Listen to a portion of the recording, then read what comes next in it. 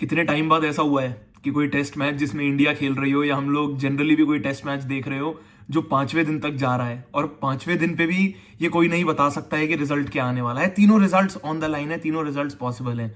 हमारी Indian team ने ये टेस्ट मैच पहले दिन पे जैसे शुरू किया था, तो अब ये 5वें दिन तक तीनों रिजल्ट ऑन द लाइन होने तो नहीं चाहिए थे, पर हम इस सिचुएशन में हैं। इंग्लैंड ने भी अच्छा खेला है, अपने आप को इस सिचुएशन से निकाला और हमें इस पोजीशन में डाला कि हमें अब यहां से समझ ही नहीं आ रहा है कि एक्चुअली कौन सा रिजल्ट के लिए हमें खेलना चाहिए था, कौन से दिन पर क्या करना चाहिए था। क्योंकि अगर हमारे लिए कुछ दिनों पे फर्स्ट डे पे पॉजिटिव थे, सेकंड डे, तीसरे दिन, चौथे दिन, हर दिन पे हमारे लिए कुछ पॉजिटिव था, तो कहीं ना कहीं उतना ही कुछ नेगेटिव हो गया। उसके बारे में पूरी वीडियो में बात करेंगे। पर ये चौथा दिन हमारे लिए किस वजह से स्पेशल था? ऋषभ पंत, केएल राहुल, दोनों बिल्कुल अलग अलग तरह के बैटर्स जो अलग अलग तरीके की इनिंग खेल कर गए, जहां दोनों की इनिंग की वजह से कहीं ना कहीं अलग अलग रिजल्ट्स पॉसिबल हो रहे थे। और यही दो खिलाड़ी थे जिनकी वजह से कहीं ना कहीं पर हम लोग इस गेम में वापस एक वो जो विनिंग पोजीशन में आ पा रहे हैं या सोच भी पा रहे हैं कि हमारे बॉलर्स अब ये 5वें दिन पे इंग्लैंड को ऑल आउट करके ये 350 रन जो बचे हुए हैं इससे पहले निपटा देगी, हम ये पहला टेस्ट मैच जीत जाएंगे, सीरीज में 1-0 अप हो जाएंगे। ये इन दोनों खिलाड़ियों की वजह से ही है। दोनों अलग तरीके से इतना इसलिए खेलते हैं क्योंकि दोनों के ना अपने अपने अलग रोल्स थे, दोनों एकदम अलग तरीके की इनिंग्स भी खेल कर गए। केएल राहुल जानते थे कि पहले दिन पर ही यशस्वी जायसवाल उनके पार्टनर आउट हो गए, साई सुदर्शन नंबर 3 पे खेलने हैं, वो भी आउट हो गए। ये कल की बात माने डे 3 पे ऐसा हुआ। डे 4 पे जब केएल राहुल खेलने आए तो वो शुभमन गिल के साथ खेलने आए, पर आते ही पहले ही कुछ क्षणों में शुभमन गिल भी आउट हो गए। अब केएल राहुल को पता है कि उनको क्या करना है। वो जानते थे कि ऋषभ पंत खेल रहे हैं, पर ऋषभ पंत क्या, मतलब किसी को भी नहीं पता ऋषभ पंत कब रन बनाएंगे और कब आउट हो जाएंगे, क्योंकि उनके खेलने का अंदाज ये है कि वो कभी भी आउट हो सकते हैं। और ये बात केएल राहुल जानते थे, तो केएल राहुल वही काम कर रहे थे जो इस टीम में एक्चुअली उनका एक वो परफेक्ट रोल है। अगर किसी को ये बात समझनी है तो केएल राहुल जो हम एक्सपीरियंस और इनएक्सपीरियंस टीम के बीच में जो एक ब्रिज है, खासकर हमारी बैटिंग में, वो ब्रिज तो बेसिकली केएल राहुल ही है ना।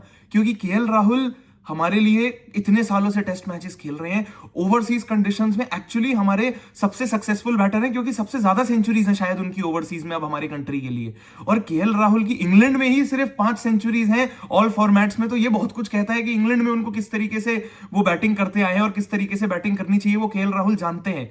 और स्लो सेंचुरी थी, एक एंड उन्होंने संभाल के रखा, ऋषभ पंत को वो फ्रीडम दी कि वो बीच बीच में अपने शॉट्स लगाते रहे। क्योंकि केएल राहुल जब वो 90s में थे, ऋषभ पंत 70s में थे, केएल राहुल की सेंचुरी कंप्लीट हुई और कहीं ना कहीं ऋषभ पंत आउट जब हुए तब केएल राहुल के रन ऋषभ पंत से भी कम थे। जरूर केएल राहुल 138 कर गए, ऋषभ पंत शायद 118 पे आउट हो गए, पर फर्क यही था कि ऋषभ पंत अब केएल राहुल से आगे निकल गए थे जब तक वो बैटिंग कर रहे थे, क्योंकि उन्होंने अपनी सेंचुरी कंप्लीट करके जो रूट को रन लगा दिए थे और एक ही ओवर में 3-4 बाउंड्री लगा दी थी उधर, तो वो प्रेशर बना दिया था ऋषभ पंत ने।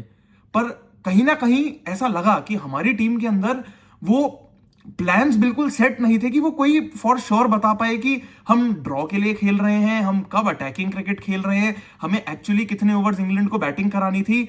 कोई बैटर कुछ कर रहा है, कोई बैटर कुछ कर रहा है, और वो कॉन्ट्रास्टिंग डिफरेंस बैटिंग स्टाइल में सिर्फ ऋषभ पंत और केएल राहुल के बीच में नहीं था, हमारे टॉप ऑर्डर और लोअर ऑर्डर में ही कितना जमीन आसमान का फर्क है वो तो दोनों इनिंग्स में समझ आ गया। क्योंकि दोनों इनिंग्स में जब एक बार हमारी बैटिंग करते हुए 5 विकेट गिर गई तो हम सिर्फ 55 रन कॉन्ट्रीब्यूट कर पाए, सिर्फ 55।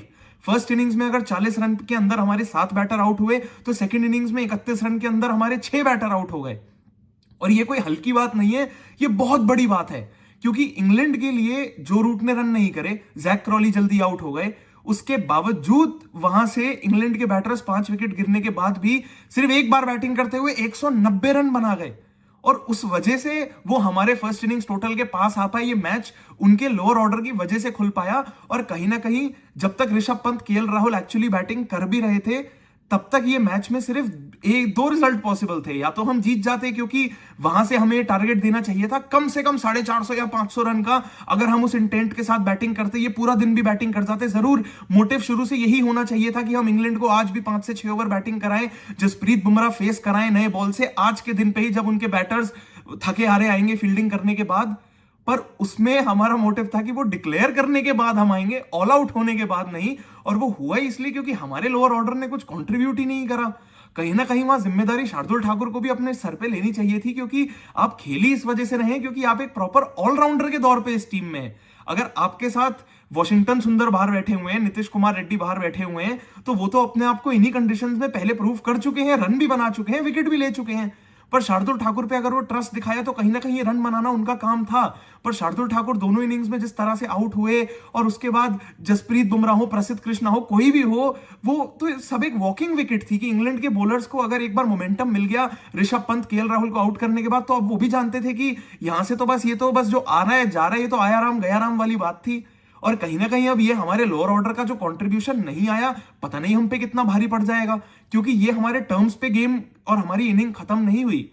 यहां पर गौतम गंभीर और शुभमन गिल और हमारी पूरी जो थिंक टैंक है, उनका मोटिव यही होगा कि हम इनिंग्स को डिक्लेयर करें, हम इंग्लैंड को इस पोजीशन में छोड़ के जाएं कि अब आओ ना चेस करने। हमने अपने टर्म्स पे डिक्लेयर किया है, क्योंकि हमें पता है कि इतने रन हम डिफेंड जरूर कर लेंगे। जब पिछली बार हम वो जो 60 overs they should feel like hell out there वाला मैच अगर किसी को याद हो, वहां मोहम्मद शामी ने नीचे आके रन करे थे, तो वहां पर कहीं ना कहीं हमें यह बात पता थी कि हमने वो इनिंग्स डिक्लेयर करी है। क्यों? क्योंकि हमें पता था कि 60 ओवर के अंदर हम इन्हें आउट कर देंगे। पर अब इस टेस्ट मैच में वो डिफरेंस बहुत क्लियर था कि रविंद्र जडेजा अगर आखिर तक खड़े थे तो हमारे टर्म्स पे वो इनिंग खत्म नहीं हुई। हमें ये बात नहीं पता, अभी तक नहीं पता कि इंग्लैंड ये टारगेट कम है उनके लिए, ज्यादा है, क्या होने वाला है, क्योंकि अब सिर्फ 350 रन बचे हैं और इंग्लैंड के पास एक पूरा दिन है। पिच अभी भी बैटिंग करने के लिए बहुत कंफर्टेबल है, थोड़े बहुत क्रैक्स है, रविंद्र जडेजा बॉलिंग करते हुए उसका फायदा उठा सकते हैं, पर इंग्लैंड के बैटर्स उसको चेस करने के लिए अपने आप को पूरी तरह बैक करेंगे। 6 ओवर में भी उनके 21 रन है। जसप्रीत बुमराह अकेले ये टारगेट और ये रन्स और उनके 10 विकेट नहीं ले सकते। मोहम्मद सिराज, प्रसिद्ध कृष्णा, यहां पर शार्दुल ठाकुर को जितना मौका मिलेगा, इन सबको स्टेप अप करके इंग्लैंड के 10 बैटर आउट करने ही पड़ेंगे।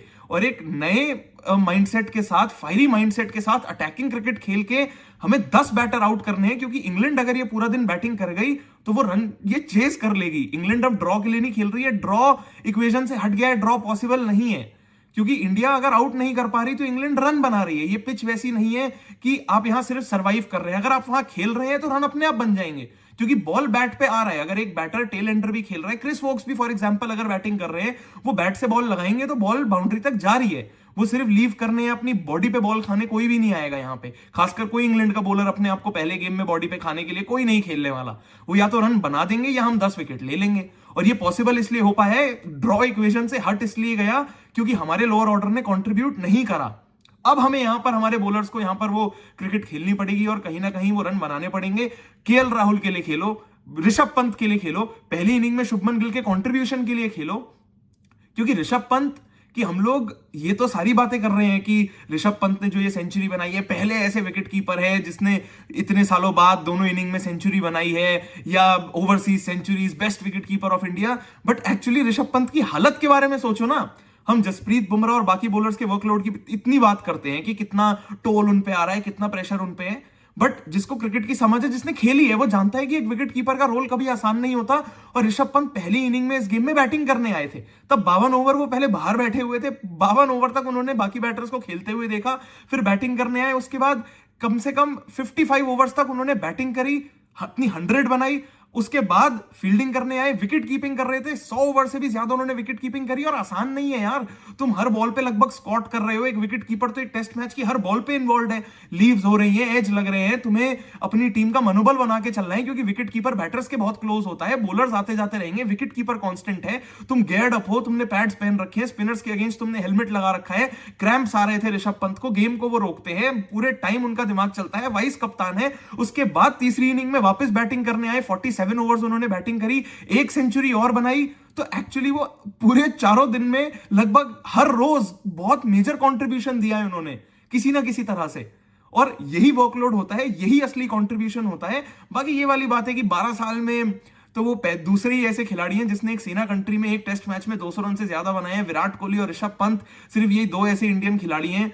तो ये बहुत बड़ी बात है, बट उनका ये जो कंट्रीब्यूशन है ये उससे भी ज्यादा बड़ा है, क्योंकि जो टोल वो अपने ऊपर ले रहे हैं वो बहुत महत्वपूर्ण है।